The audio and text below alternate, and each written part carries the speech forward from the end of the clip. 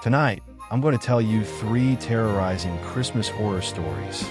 3 tales of terror that happened when no one was looking, under the guise of holiday magic.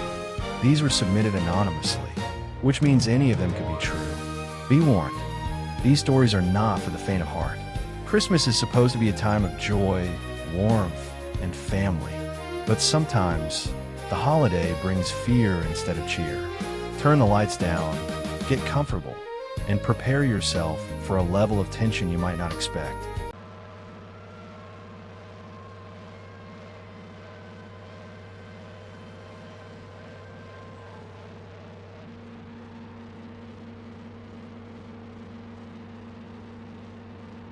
My name is Daniel Whitford, and I'm from Montpelier, Vermont. Last December, I needed extra money, so I answered a flyer about a Christmas choir. I didn't know it would be the last decision I'd ever make. The flyer was taped under my apartment door, not on my mailbox. It read, "Winter choir needed. Christmas Eve service, $600 cash. Call immediately. Rehearsal tonight, 9 p.m. $600. That was enough to cover rent and Christmas presents for my sister's kids. The number led to a soft female voice. 9 p.m. sharp, she said. Follow the candles. I didn't think much of it. I was broke, lonely, and the snow outside was relentless. When I arrived, the church sat at the edge of town, an old stone building, candles lining the snowy walkway. It looked beautiful, almost magical, until I opened the doors. Inside, 20 people in deep red robes stood perfectly still. They all turned toward me at once. The woman from the phone walked toward me, smiling too widely. "We've been expecting you, Daniel." I froze. I hadn't told him my name. The rehearsal started normally, humming, breathing exercises, scales. But then the conductor raised her hands. The pattern of her movements didn't match the music. She began counting. 1 7 3 7 8 1 7. The choir repeated it perfectly. My head ached. It wasn't music, it was a chant. Hours passed. Hymns I knew were warped into grotesque, droning sounds. Silent Night became an elongated chant. O Holy Night, a low, vibrating hum that rattled my bones. Whenever I tried to step out of line, the choir's head swiveled toward me. Unblinking, unnatural. I tried to leave, but the doors were locked. On Christmas Eve, the church was packed. Families, children, parents smiling. The conductor stepped onto the podium. Our winter sacrifice begins. My body froze. The audience didn't react. The first note started, low, vibrating through the wooden pews. My throat tightened. The audience swayed, hypnotized. The conductor's head snapped toward me. "You belong to our choir now, Daniel." I couldn't scream. My knees hit the stone floor. Blood trickled from my nose. The last thing I saw, the conductor smiling as shadows danced across the walls. "Your voice joins us forever." Some say, if you go into that church after midnight, you can hear a faint, terrified voice begging to stop singing. A voice that sounds like mine.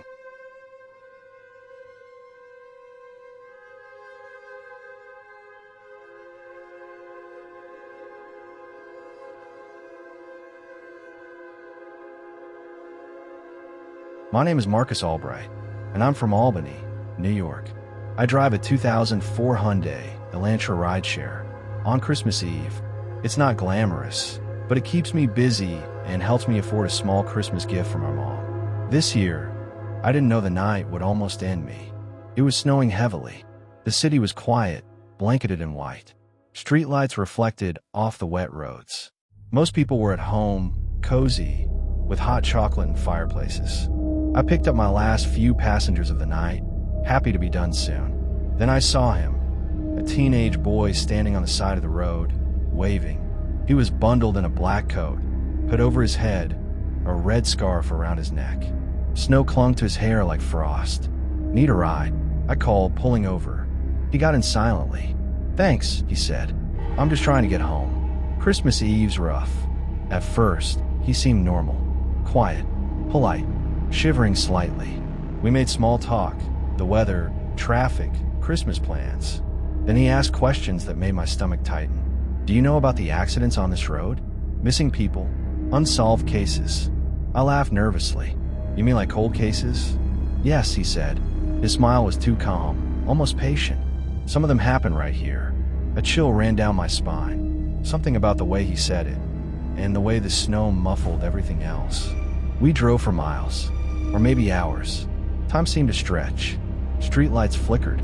Shadows danced across the falling snow. The GPS looped strangely. No matter which turn I took, we ended up back on the same stretch of road. I noticed symbols etched in the snow along the shoulder, faintly glowing under the headlights. I blinked. Maybe it was just my eyes playing tricks. I asked him where he lived. You'll see soon enough, he said, smiling. I tried to stay calm. I considered turning around, but every road seemed blocked. Trees loomed over the road, snow-covered branches creaking in the wind. They looked like giant hands reaching toward us. The car engine felt heavy, sluggish, as if the snow itself was resisting my movement. I tried to open the door, but it was locked. He leaned closer.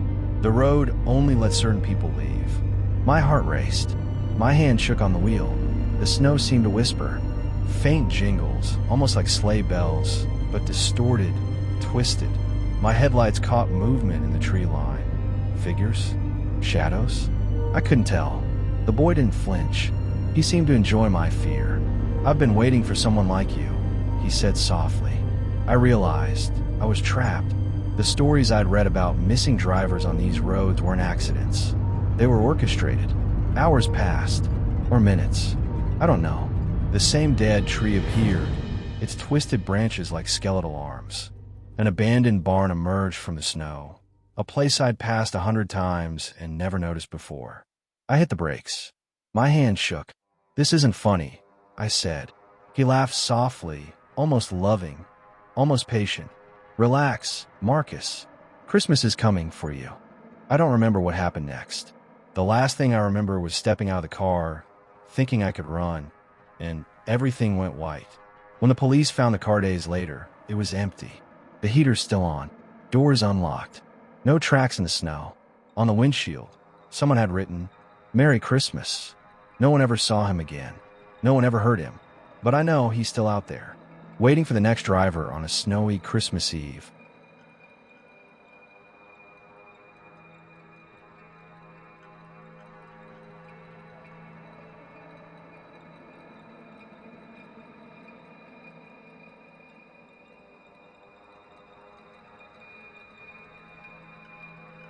My name is Tom Reynolds, and I'm from Los Angeles, California. Every year I volunteer to deliver gifts for a local charity. This year, I learned that even Santa can be terrifying. It was Christmas Eve. The city was alive with lights, music, and laughter. Families bustled through streets, children squealed with delight, and snow fell lightly, coating the sidewalks and rooftops in white. I wore the traditional red Santa suit, black boots, and a red hat. A large gift bag hung over my shoulder, heavy with presents. But some of the packages weren't ordinary gifts. Hidden inside were devices I couldn't remove once I left them. They were disguised perfectly, wrapped in bright paper with ribbons, looking just like any other Christmas present. At the first house, children peeked from behind curtains, their eyes wide with anticipation. Parents smiled, waving at me as I stepped onto the porch. I handed the first box to a small boy with a red scarf. "Ho, ho, ho. Merry Christmas," I said, my voice forced to sound cheerful. The boy grinned, hugging the box tightly. And that's when it hit me. My heart raced. My stomach turned. This was real. The magic of Christmas, the joy I'd seen in countless families, was about to be twisted. I moved down the street, delivering gifts house by house. Some children hugged their presents immediately. Others left them on the floor to open later. Each step I took made me more aware of the weight of the bag, of what I was about to unleash. Streetlights reflected on the wet asphalt. The city seemed quiet, peaceful, but shadows moved oddly, lingering too long. I thought I caught glimpses of figures in alleyways, watching, waiting, or perhaps imagining me in their own Christmas nightmare. By the time I reached the middle of my route, tension coiled in my chest like a snake. I paused briefly at a cross street. noticing a group of teenagers laughing under a lamp. Their voices echoed. One glanced at me and frowned, a shiver crawling down my spine. "Just keep moving," I muttered to myself. The city lights, the music, the distant jingles, all of it felt surreal now. Each happy face was a mask hiding the danger that lurked in my own hands. I entered a small alley to bypass a crowded plaza. The snow fell heavier here, muffling sound. Trash bins rattled as if pushed by unseen hands. My boots sank into the fresh snow. I paused, listening. Silence. Too quiet. Then I noticed something odd. Shadows on the brick walls, stretching unnaturally. Shapes that weren't mine. My pulse raced. I felt like someone was trailing me. Someone who could see the sinister plan I carried. I moved on. The next few blocks were uneventful, but my nerves were frayed. Children ran past with their parents, snowballs flying, laughter piercing the night. Each cheerful shout made my chest tighten. I had to deliver the remaining packages, all while avoiding detection. At one house, a father opened the door, smiling warmly. "Santa, you're early this year," he said. I forced a smile, handing the box over. Inside, the device waited, a ticking no one would hear until it was too late. Hours passed. The city grew quieter as I approached the massive downtown plaza. Lights adorned every corner. Families gathered under the towering Christmas tree, music filling the air, children darting through the crowds. The final package rested heavily in my arms. This one was meant to be the crescendo. I could feel the weight of it. Not just the box, but the anticipation, the chaos it would unleash. I sat under the tree, careful not to draw attention. My breath came out in visible clouds. The snow glittered in the lamplight. The plaza seemed idyllic, and yet every instinct screamed danger. Then the first device activated. A sharp spark, a flicker of light. Chaos erupted immediately. Decorations shattered. Lights exploded. Families screamed and scattered. Snow mixed with sparks and debris. Panic rippled through the crowd. I ran, boots crunching in snow, heart hammering, the red suit stark against the chaos. Children screamed, parents shouted, sirens began wailing in the distance. I dodged through alleys, turned corners, disappearing into the labyrinthine streets of downtown Los Angeles. Every step I took left a trail, footprints, chaos, terror. My hand shook inside the mittens. I thought about the smiles on the children's faces moments ago, and the sick thrill of knowing they were about to experience something dark and irreversible. I paused briefly behind a snow-covered dumpster, chest heaving, watching the distant plaza glow with sirens and flickering lights. The weight of what I'd done settled fully in my mind. The twisted joy of being Santa, a role of kindness, now corrupted, burned into the night. I whispered to myself, barely audible. They never even knew. By the time authorities arrived, the plaza was in ruins. Gifts lay scattered, some unbroken, others destroyed. Families were shaken to the core. But I was gone, vanished into the darkened streets, blending with shadows and snowfall. The city continued to glitter under the Christmas lights, oblivious to the horror that had walked among its cheerful crowd. And as I vanished into the night, the snow fell heavier, a cold reminder. Even the most magical night can hide darkness in plain sight.